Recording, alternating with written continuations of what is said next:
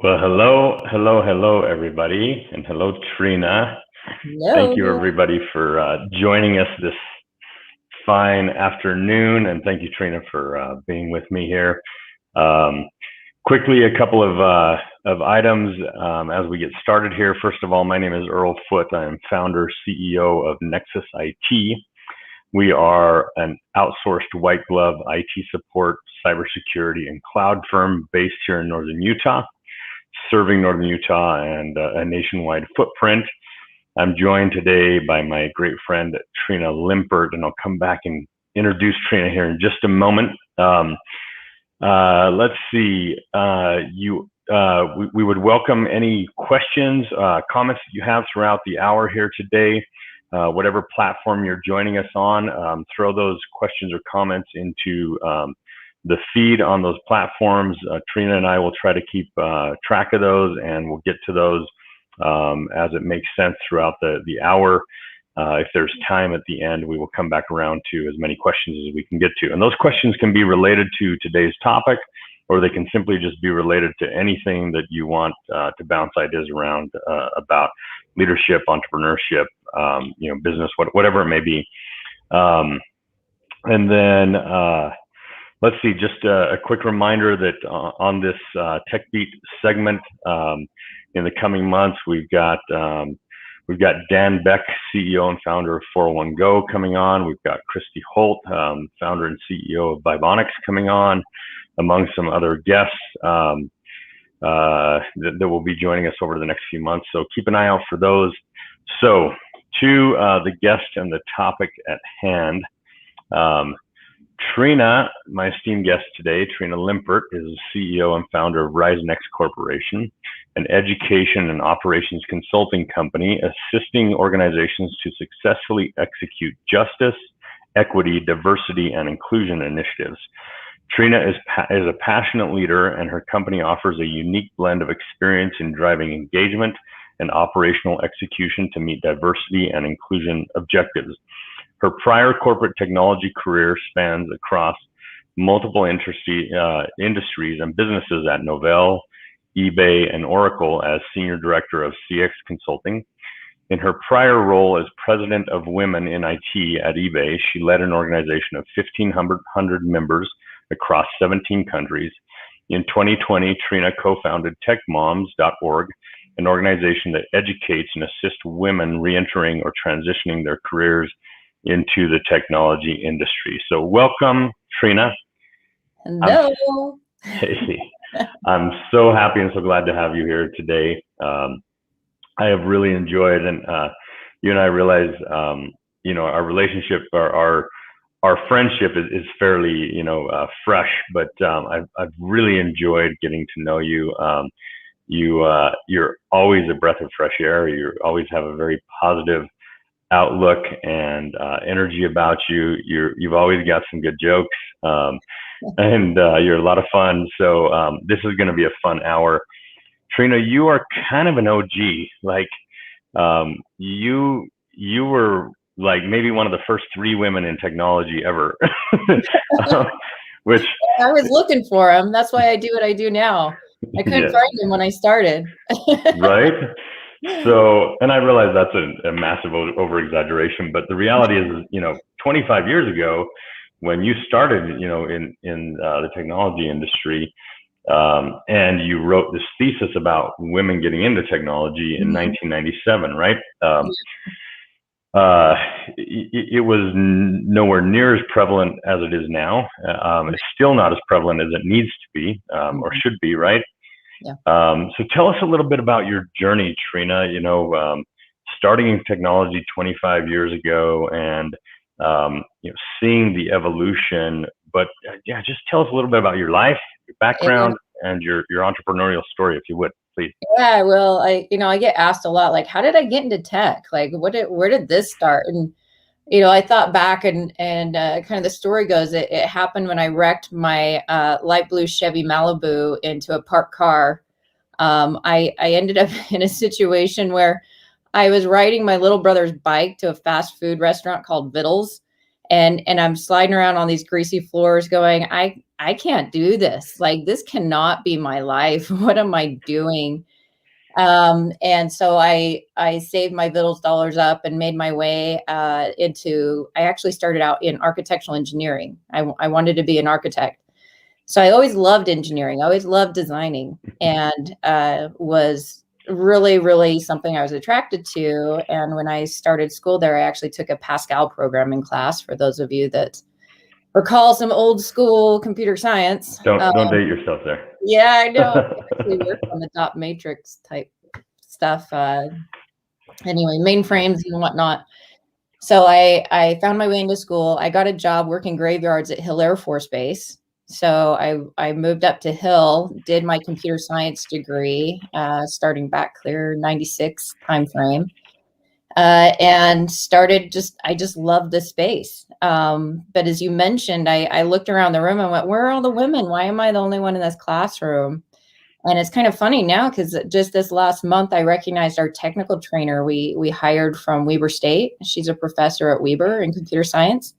She was actually in my graduating class, but we weren't ever in the same classes. I'm like, why didn't they put us together? So I would have known, but we kind of made that connection all these years later, which was kind of fun. That's so interesting. Yeah. That's how I made my way in, and then just continued my education, and just have loved the tech industry. I love designing systems. I love getting in and problem solving. And it's just such a creative world that I just feel like more people need to get access to. Yeah. Super, super cool. Well, we're so glad that you're here in the tech industry, that you're an advocate for diversity, for inclusion, for women in tech. Tell us a little bit about this passion project of yours, about techmoms.org. What's that all about? I think our viewers would be really interested in that. Yeah, I love talking tech moms. It's such a fulfilling thing. Throughout my whole career, I've always worked, as you mentioned, whether it was in employee resource groups or overseeing initiatives. I did diversity strategy for a while at eBay across multiple communities, which was really intriguing to get not just the women's focus, but helping other communities and raising up their execution and planning.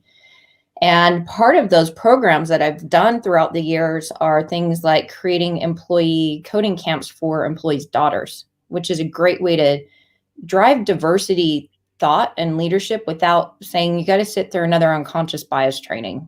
You got to, feel like you're being attacked as the white male again, right? Like, we're trying to create change in a different way. That's a lot of the work I do at RizeNext, is coding camps or creating different avenues and experiences for people to really come to great awareness. And so I'd done a lot of this work throughout the years, and people had become familiar with some of the work I was doing, and I was connected to Mikkel Blake, and I work with her and Robin Scribner on Tech Moms.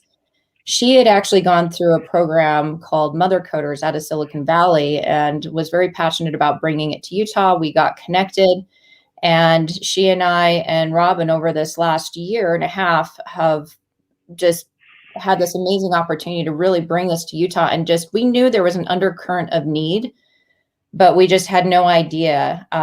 Just this underutilized resource we have in our mothers that are wanting to get into the industry, but haven't been able to figure out how.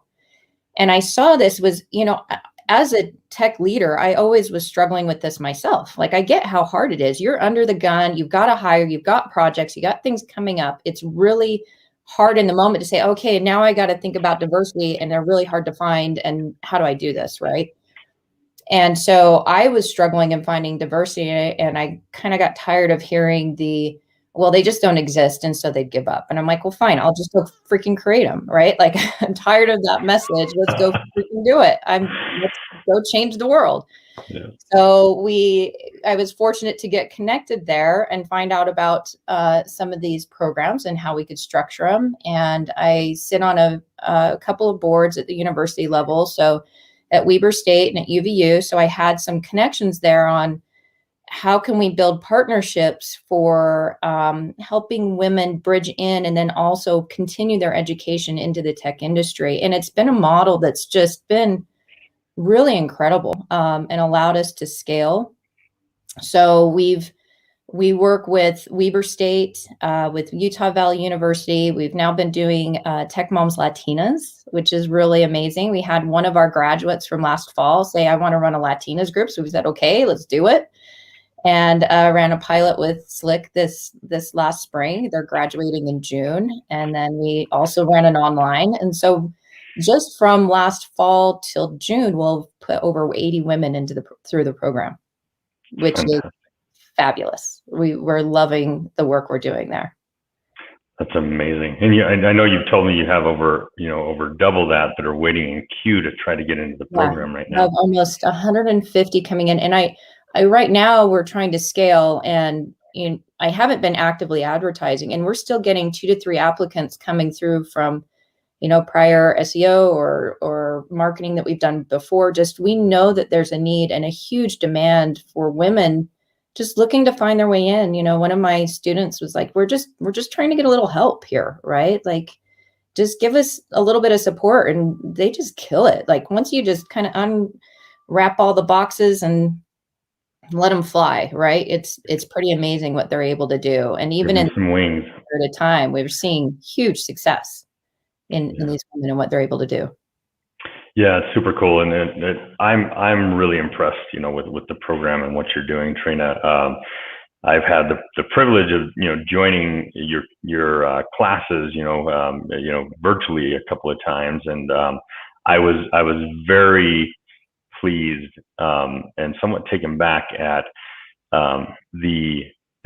just within your Tech Moms group, the diversity there, the amount of ethnic backgrounds that are represented, spanning the globe, and the ages of women anywhere from 20s into probably, and I'm guessing, right, and I'll probably get in trouble for this guess, but I think there were women probably in their 50s, that that they're looking to spend their last 10 or 15 years, of their career, in technology. And just kudos to you for solving problems and looking for important ways to help people that want to integrate into our industry, and of course helping employers find ways to create more diversity and inclusion in their organizations.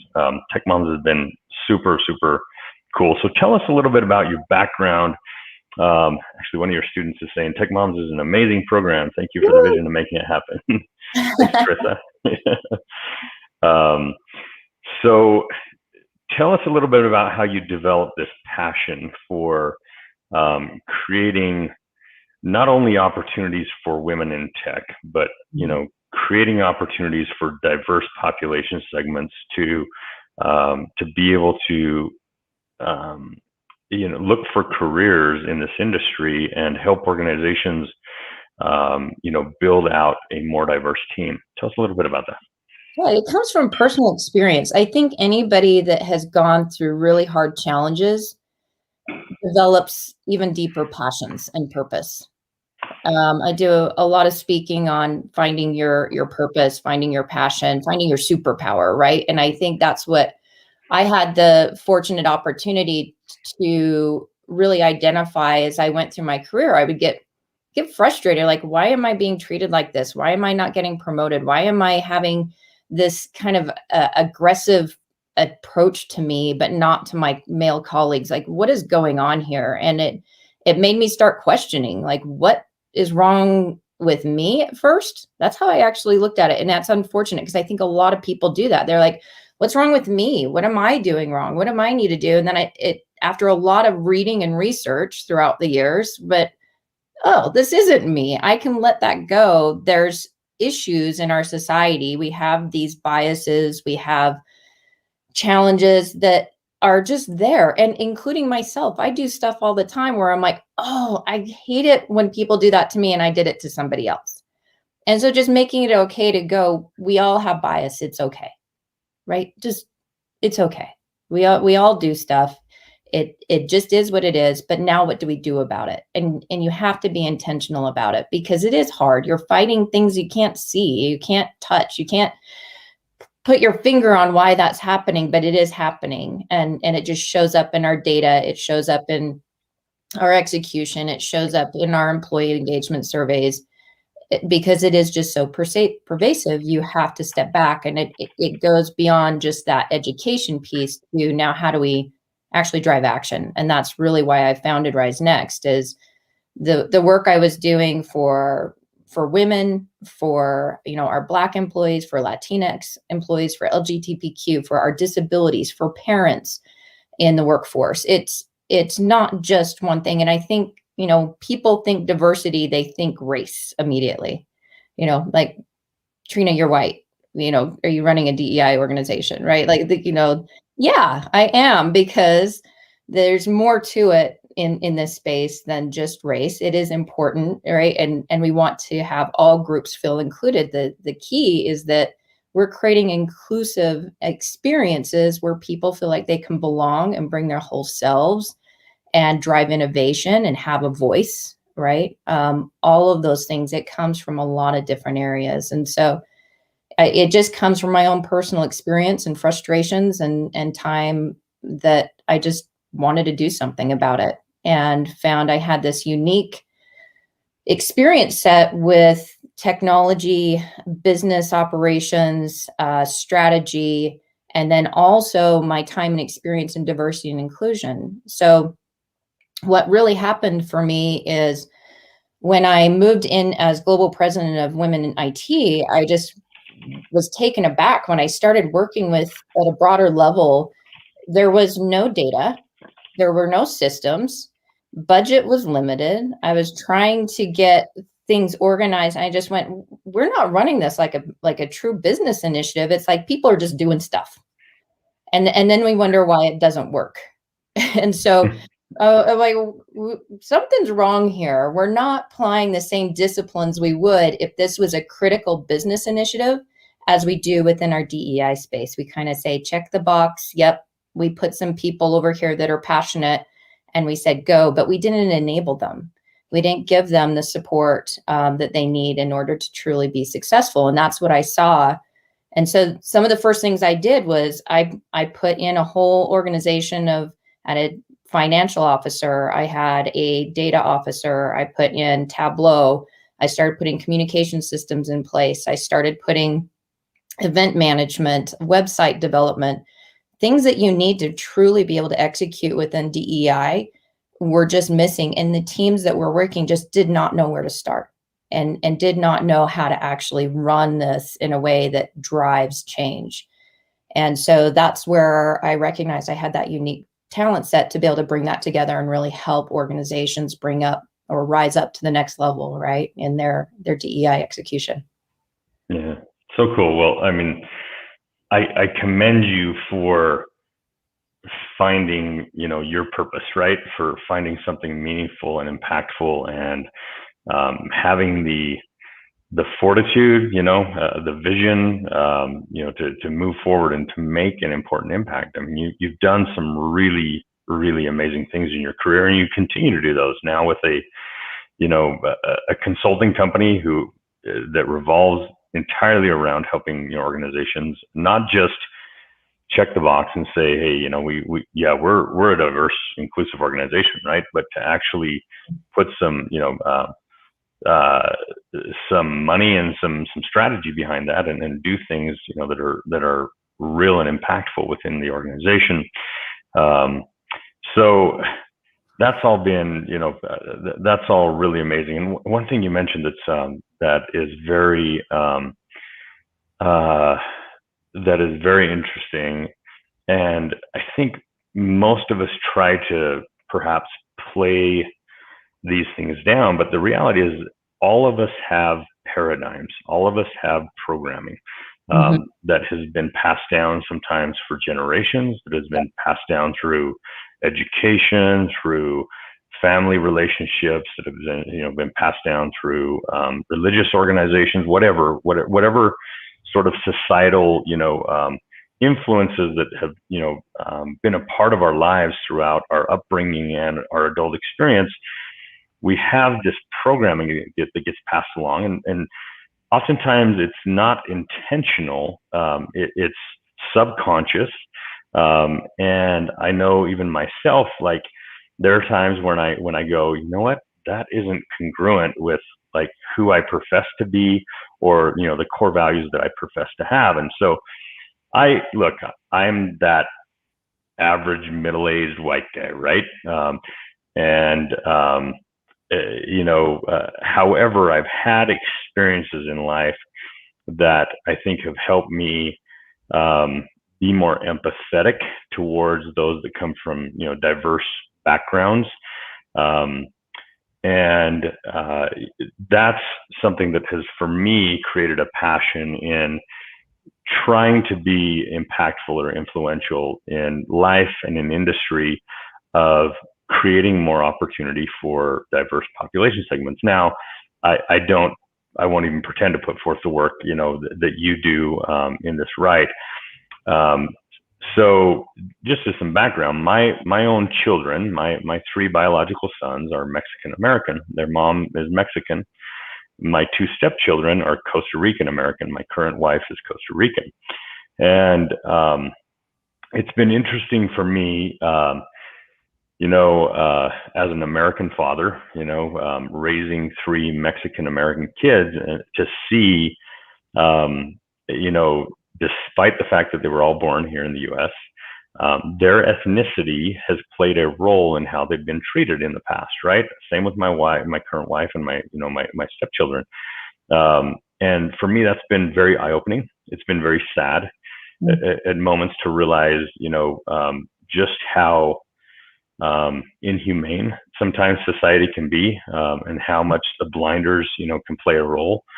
And so, but I'm grateful for those experiences as well, because it's made me far more compassionate and far more in tune, with these problems, and far more eager to help find solutions. So when I meet people like you, Trina, immediately I think I identify, and I'm very appreciative of the work that you're doing, day in and day out. So let's talk a little bit about here.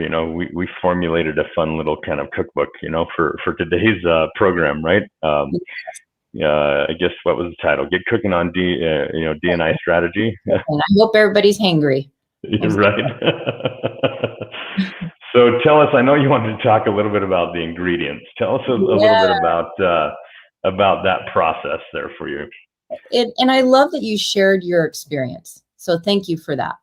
Because I think, sometimes individuals, if they have, they call it privilege. I don't know if I don't like saying that, because it kind of feels off to me, but not everybody's had an experience like you've had where you've felt that, but we've had experiences where we've felt excluded or maybe not listened to. So you can have still an appreciation, right?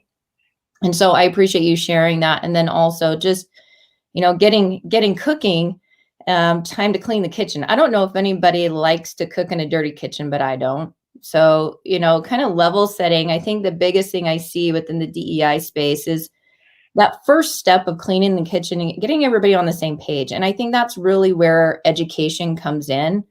And it's not like a one-time training thing. It's not, let me do some unconscious bias training and woohoo, everybody gets it and life changes and we're all right. Like, there was $8 billion spent last year. I think annually we spend about $8 billion on DEI training. Yet, are we really seeing the results that we would expect from that? We're not. So I think that really understanding it is more than education. That's a good starting point. We actually, with RizeNext, we have what we call RizeNext Academy, which we're bringing in best in class DEI education experts and consultants to be able to help with that education piece, right? So that's the start. Kind of clean the kitchen, everybody aware, everybody understands what this is. The other thing I have to laugh about, and I don't know if maybe not laugh, but it's like, even for me, it's like, do I call it DEI, EDI, JEDI, D&I, right? Like, we have so many acronyms. I'm like, I don't even know what to call it anymore. I'm just going to say diversity experience. That's going to be my thing. We're going to create diverse experiences, and that's what we do. And so really trying to demystify, I talk about demystifying tech. I'm like, okay, let's demystify D&I now. but really kind of getting that first step there on creating awareness of what this is and why it's important. I think starting with the why, right? And why everybody should be involved. The other thing is, like, everybody's a chef. Everybody should be a DEI director. You don't hire one person and then expect change. Everybody has opportunity to create change, and you have to be intentional about it. When I started Tech Moms, we had to be very intentional. You mentioned the diversity within our Tech Moms groups. We were very intentional about how and where we sought out applicants. Working with the Utah Black Chamber, working with multicultural. We've reached out to SUA's organization. We tried to be very intentional on our channels so that we could reach all the communities, and making sure. And it's not easy. It does take work. It takes intention. But everybody can start thinking like that, right? Like, oh, have I thought more broadly? Have I included everybody? What more could I do? I think that's just kind of that first step of awareness for everyone. Yeah. And then you can start getting into the cooking and starting with the right ingredients. So I don't know so just real quick, because I have to say, Earl and I met on a D&I panel a year ago during the middle of COVID. And so he and I never met for like the last year. We've had like this long-term virtual friendship, which is really cool to go. I feel like I really know you, but I didn't meet you like a week ago. Yeah, right. Exactly. It's been a couple of weeks, but yeah, I mean, that's the first time we met in person. And Earl would have these posts on social media of like all of his cooking and these incredible dishes he and his wife were making. And I'm like, oh, those are amazing. So that's why I was like, okay, I'm going to do the whole analogy of cooking it up. That's where it came from, was all these amazing dishes Earl was cooking and showing. But I can tell you, none of your dishes had one ingredient in them. They looked amazing, just lots of flavor, just looked delightful. And I think that's the same thing as we approach diversity and bringing people in. It's kind of that same concept of, what are we really going to be able to cook here if we just have all the same ingredient? We have just one role or type of person. We're not bringing in diverse experiences or mindsets, or bring some spice into this thing, right? Like, where's that at? If you're not bringing that in, that's kind of limiting you on what you can cook. And so really getting the right ingredients, that's where that diversity perspective comes in. And then moving into, do you have the right recipe now for when they're there? I had a client I was working with, I was talking to somebody, and they said, we just focused on diversity to start. And guess what happened? They just hired a lot of diversity, but they didn't include them. They did not listen to them. They did not make sure they had the right skill sets. Like, you can't just focus on diversity alone. You have to have the right recipe for when you bring in the right diverse talent, that you're enabling them, you're empowering them, or you're listening to them, you're creating environments where they thrive. And so really looking at your recipe within your organization of how you're executing and driving change, and the people experience, that diversity experience, is really critical. You can't just do one or the other. You've got to have the right ingredients and the right recipes. And then the last part is, are you then, once you create these experiences, are you giving the right utensils and appliances to those teams? So I kind of mentioned this before, like when I came in, they said, great, Trina, you're global president of women in IT, go. And I'm like, I don't have any data. Like, what am I going towards? What do you mean just go, right? Like, I need to run sentiment surveys. I need to run assessments. I need to understand where we're at in the organization. What are the numbers of our women in IT? Or is it, and when I pulled the data, it was, technology is definitely a lot harder than our general, right? You're going to see the numbers. So then you can make decisions of where you're going to invest your time. Because if you don't provide those utensils or the right appliances to cook, you're not going anywhere. You're just going to have a pile of ingredients with the recipe and no way to actually deliver it. And so really having those systems and tools and reporting and communications and websites and all of these different capabilities that help drive awareness and change are really critical. And it takes all of that to cook effectively within this space. end to end. And so that's kind of my little DEI cooking it up analogy. I'm going to pause for a minute because I'm seeing comments, but I haven't been able to track them. Yeah. Or any thoughts? Yeah, so just Skylar Robertson says he wants to introduce you to somebody, so you should connect with him definitely. Maximo Ventura, who's a buddy of mine. He's he's made a nice comment there. But anyways, just first of all, I love your cooking analogies. It's a lot of fun the way that you're drawing these parallels, right? But it's very very eye opening. And, as a leader in an organization, I mean, I guess really the buck in the end, it falls to leadership, right? It is leadership's job to set the right culture, to mindfully look for opportunities to create diversity within an organization, but not just, as you mentioned, like you can hire diversity within an organization, but if you aren't actually listening to and enabling and helping those people grow, right, and helping them be a meaningful part of your organization and your culture, it really means nothing, right? And this isn't to toot our own horn in any way whatsoever. One of the things that I am very proud about, at Nexus IT is that while we are a small organization, about 40% of our team comes from diverse population backgrounds, diverse segments. I know you and I know the benefits of that, right? Mm-hmm. And I have to say that's been a journey. I mean, 15 years ago, we weren't, an organization that was that diverse, right? Mm-hmm. Today, we are mindful about it. We take, a meaningful approach. Now, we are always going to hire the most qualified, candidate, no matter, what population segment that candidate comes from. But if the most popular, the most qualified candidate happens to come from a diverse background, then most certainly we have a place for them here, right? Mm-hmm. And we work hard for it to be an integrated team. So let's talk a little bit about why does it matter? Why would business leaders want to work hard to try to create not only hire for diversity, but also enable that within your culture? What are some of your thoughts there, Trina?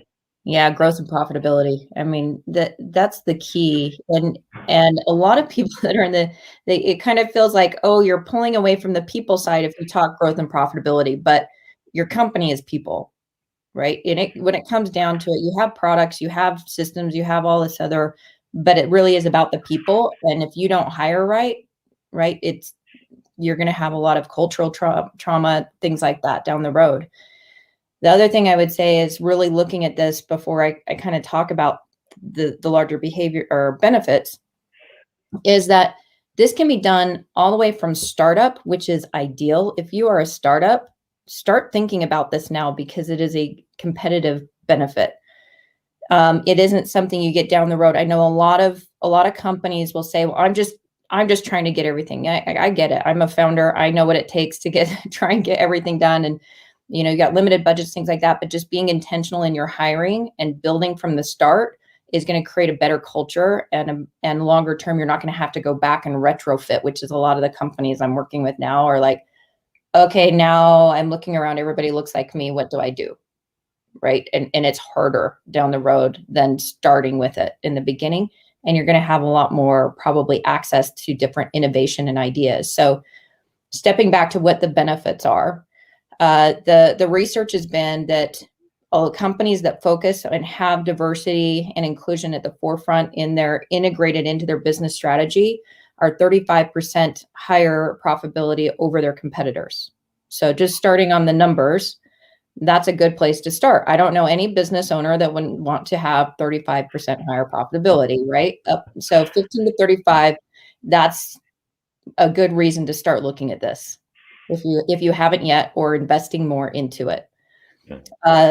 The reason for that is that you have higher innovation. So when you're creating inclusive environments where everybody has a voice and you have varied life experiences that are coming to the table, you're going to get better creativity and higher innovation. So those things all drive those numbers, right? And knowing that it's not just a nice thing to do, this makes business sense and should be invested in. So really trying to create these environments where your part of what you do is hire for diversity. And then once you have them, we're now including and making sure we're listening to everyone, and we're promoting and we're developing and building our teams. And it's just going to drive more attraction to your company for better talent too. My own experience I'll speak to, as well as I've heard from others, that if you are a company that does not feel conducive as a woman or a minority community, you're probably not going to attract great talent. Mm-hmm. And so keeping in mind that when the CEO's responsibility is creating this culture that not only is taking care of your current employees, but as you grow, attracting great employees, and word gets out. There's been intentional decisions I have made in my career to work for large international companies because of the culture differences and knowing I'd probably be a lot more accepted and listened to, unfortunately, I'll just be honest, than I would at a local company, right? And so I made decisions, and I'm a fabulous hire, by the way. Why, and a lot of companies missed out because I was not going to work for a company that wouldn't be more open in listening to me as an employee. Yeah. So it is a real thing, and people are thinking that way, and I think it's just being aware of that. Yeah. No, such so many very good points there, and points of advice, and it's so true. Like, look, when I was a kid, and like your parents were telling you, you just take whatever job comes along, like, whatever. I mean, my parents, came out of the Great Depression, right, as children, and so they knew scarcity, right, and if their mindset was, it doesn't matter what the job is. If you have a job offer, you take the job, right, and then you stay there. And you might work your way through it, right? You might work up, throughout your career or whatever. That isn't today's culture. No. We have mindful, intentional people who are looking to land in a place where they're appreciated, where they feel meaningful, and where they feel like they can have a meaningful impact. And if it's easy to perceive that your culture is not inclusive, right? Then 100%, you are not going to attract those people to your organization. And I have to just, back up some of your words here, Trina, in that having a diverse team creates a lot of new ideas. You can't bake a cake with flour alone, right? Yeah.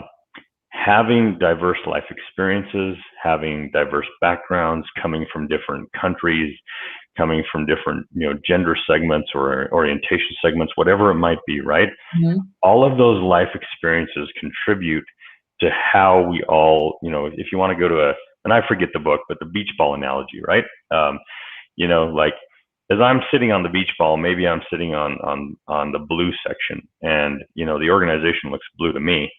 But somebody that's sitting in, client service delivery or operations, they might be on the red section. And so it looks red to them, and our opinions may differ, but neither opinion is wrong, right? Because I'm just sitting on the blue section of it and they're on the red. And so when you get those more holistic viewpoints, from people, you're able to attack problems from a more holistic, approach. Mm-hmm. You're able to understand, and particularly, like, if you're working hard to try to create an extraordinary client experience, you need to understand that your clients come from diverse backgrounds, right? You need to be able to be relatable.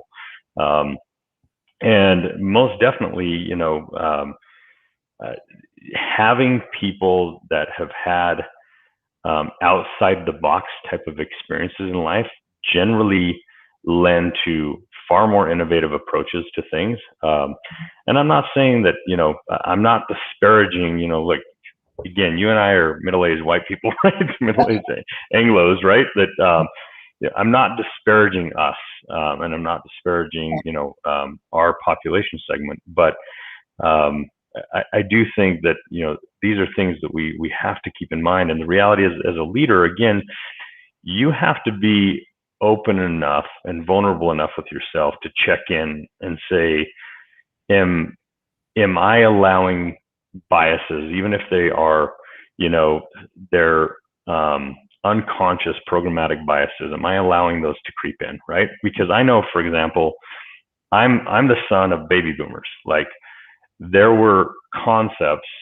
archaic concepts, and look, bless my parents' heart, right? There's nothing, that they did their best with the experiences they had in their life and their generation at that point. But there were concepts about females in the workplace. There were concepts about, about ethnicity, certainly about orientation, that were passed along, to me, to my siblings, as children. And it wasn't a malicious thing from my parents. It was just, that's the section of the beach ball that they were sitting on in that point in time, right? Again, those biases, you sometimes you have to check in with yourself, and you notice them cropping up. You notice, like, the way I'm viewing this situation right now isn't the way that I should really be doing it, and the way that I profess. Like, if I'm trying to be an open-minded, abundance-minded person and leader, and I'm trying to be inclusive and provide, equality to everybody, all the stakeholders involved, right? Is my mentality, is my mindset around this thing correct? And if it's not, I know that's trickling down through the culture. So you gotta say, look, like, I'm wrong here, and I've got to get it fixed, right? And I've got to work on myself as a leader, so that I can set that tone and I can set that culture that will permeate and trickle down through the entire organization, right? And you have to, you have to set the bar. There are times, and there can be difficult conversations when you have to pull, a person or a few people aside, from time to time, and say, hey, look, this is who we are as an organization. We're inclusive. We love all of our teammates. We take care of them. We have their back. It doesn't matter where they came from. It doesn't matter what their experiences in life are. It doesn't matter how they differ from you or your box, right? We have each other's back 100% of the time. That's who we are. That's our culture. And you need to get on the bus, or you need to get off the bus if that's not, not going to resonate with you. So, so, Trina, this is this has been a fun conversation so far. What other advice do you have? And this is not an easy thing in any organization, right? Small or large, it's not easy. And I think you also have to strike the balance of not swinging too far in any one direction. I've seen organizations that have become discriminatory towards, the larger population segments because, of a perceived disadvantage. And I get that. Like, I understand it. But I think that if you're going to be truly fair and equitable, again, to all stakeholders, you have to check yourself, right? You have to make sure that you're not being discriminatory to anybody in any way whatsoever. Anyways, just what other advice do you have, or comments do you have about how to institute these types of initiatives and programs within an organization? Yeah, I think the first thing, I have two things I'd probably talk about. The first is creating an environment that's open, that you can't, because I won't always identify when I've done something wrong, right? And somebody needs to be able to feel comfortable enough to say, hey, I can come to Trina and say, look, that wasn't cool, right? You did something that bothered me, or that's the key, is nobody's going to get it right out the gate, and making it okay just to have conversations is key. And kind of get past, I see a lot of hesitation for leaders. It's funny because every leadership development is get comfortable with being uncomfortable, right? Everybody's heard that. And if you haven't, learn it. Mm-hmm. But when it comes to DEI, we have a hard time getting uncomfortable, right? So get uncomfortable, go pick the community you are the least comfortable with and go get familiar with them. I think that's the biggest thing, is that we've got to get uncomfortable, and that's what's going to drive change. And just get comfortable with being uncomfortable in DEI, and pick where you're just like, I really have a hard time with this. Let me go try and understand and have a conversation. Just, kind of number one. The other one is then seek feedback. We've had great success in putting in forums, right? Of when you're driving innovation or change, or you're wanting to create mechanisms for not just downward communication, but upward communication. Employee engagement's a great start, but there's other ways to be able to go, hey, we're working on this new product. What ideas do you have? And leverage your diverse workforce at that point, because they might have other ideas. And so communication is just such a core part of this in creating openness, creating a comfortable environment for it, and then creating processes and mechanisms that allow for communication and being able to capture it.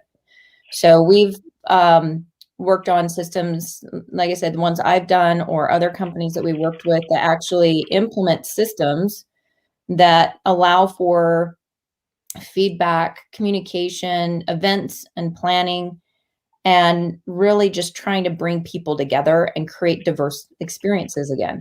It's about getting outside of what you've been in, or maybe where you're comfortable, and start having different experiences in new areas. We have put together what we call our experience solutions, which I really like. It's, instead of taking the education part, like we said, but then also layering in and creating not just events and celebrate, but create real opportunities for getting engaged and creating change. So like I said, we did employees' daughters. So then the parents get to think, oh, wait, my daughters are going to have to go through this experience. That's going to be tough. Oh, how do I work within my environment? How could I change things, right? It becomes more personal at that point. Also, working with an organization right now where they do Black teen mentorship programs. So in Utah, we don't have a lot of diversity. That doesn't mean there's not work here, but nationally, they work with executives and actually partnering them with teens in underserved communities and becoming mentors to be able to bring them up and coach them on business and entrepreneurship and getting involved that way. Like, there's a lot of ways to create experiences outside of the norm of what you normally have. And so just seeking for those diverse experiences, both within your company and outside of your company, and bringing that just to the forefront will create change on its own. Very, very, very cool. So I have some follow-up questions, but one other idea that comes to mind that I think is really important, and this is that, if you're going to show your team that you have their back, particularly your team members that are part of a more diverse segment. And look, it needs to be equal across the board, no matter what, right? But I do think you can have a significant impact in setting the culture within your organization, and particularly in helping members of diverse populations understand that that they are an important part of your organization if you stand up for them when it's needed, right? Mm-hmm. And that may be a middle-aged white Anglo guy, right, that you need to stand up for on occasion, right? But if it's somebody that comes from a diverse background, so just out of example, and this is again not to toot our own horn, it's just to kind of illustrate the point here.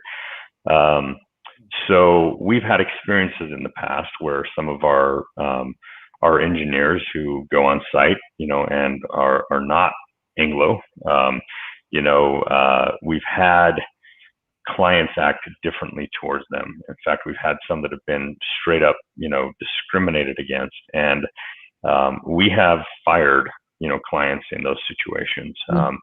Or at minimum, we've had situations where it's been very noticeable. Even and this is the thing I love is like Anglo members of our team will say, hey, I'm noticing that XYZ client is treating me differently than they're treating these, members of my team that are important to me and that, come from a different background, right? And so we've had conversations with clients in the past where we say, look, this is our culture, right? This is who we are as individuals. We are inclusive, and we require the utmost respect of all of our people, no matter, what their background might be or what their experience might be. And, we are going to require you to treat our people the same way that you want to be treated. If that's not possible, then we need to sever, our relationship. And I'll tell you, those things make a huge impact within an organization. Absolutely. Yeah. When they wouldn't. I mean, you're sending out such a strong message there of what your expectations are, both internally as well as your clients everywhere. Supplier diversity. Are you looking at diverse suppliers? Like there's so many avenues where this can be applied. And it's just, once you get in, I think once you work within a diverse environment, it's really hard to not work in one. It's hard to go back, right? And so you just become more and more aware. You just start taking those first steps like you're doing, and it becomes visible elsewhere in your life. You see it everywhere. Yeah. You just become more aware all the time. Variety is the spice of life, right? I mean, it's like, I love hanging around with people. I love having friends that, that are unconventional, that aren't the same as me or aren't the same as anybody else. I really enjoy very unique, genuine type of people, right? And when you work in that kind of space, and you appreciate the perspectives and the backgrounds that everybody's bringing based upon their life experiences, it's just, I don't know. I think it's a very warm, welcoming, inviting place to be, a beautiful place to be. Absolutely.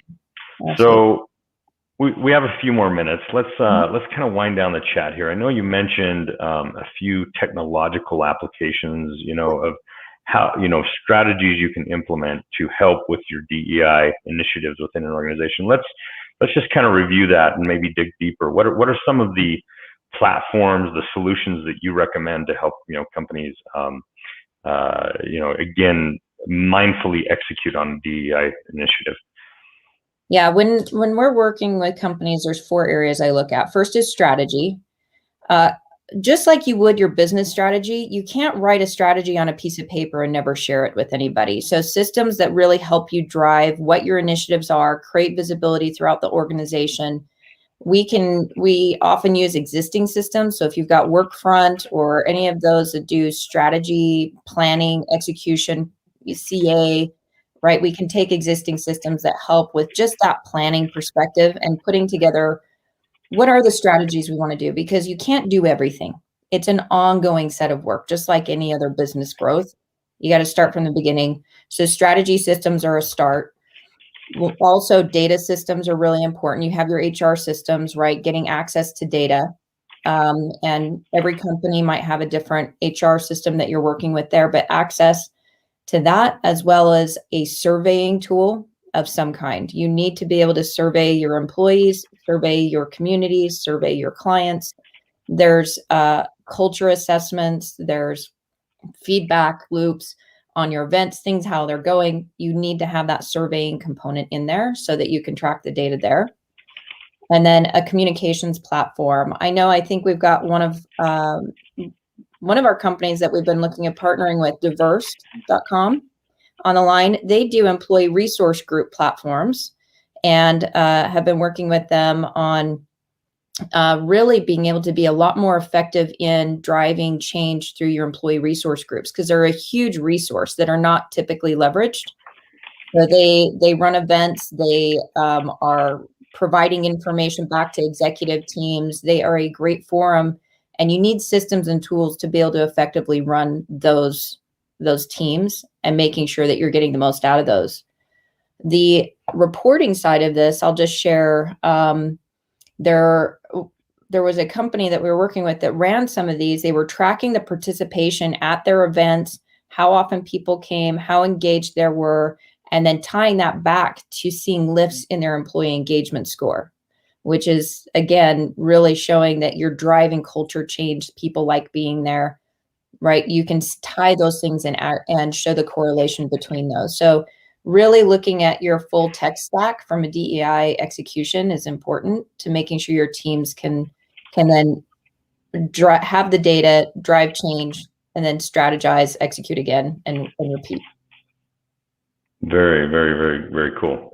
Really great. I like the four points and categories there, and I like the mindful approach.